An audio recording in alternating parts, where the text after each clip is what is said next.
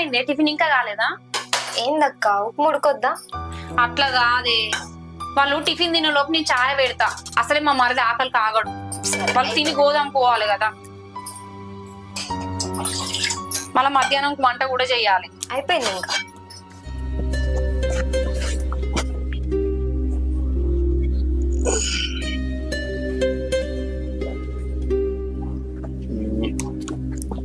భాగ్యం, ఆ ఏమైంది? ఇంకా టిఫిన్ కాలేదా?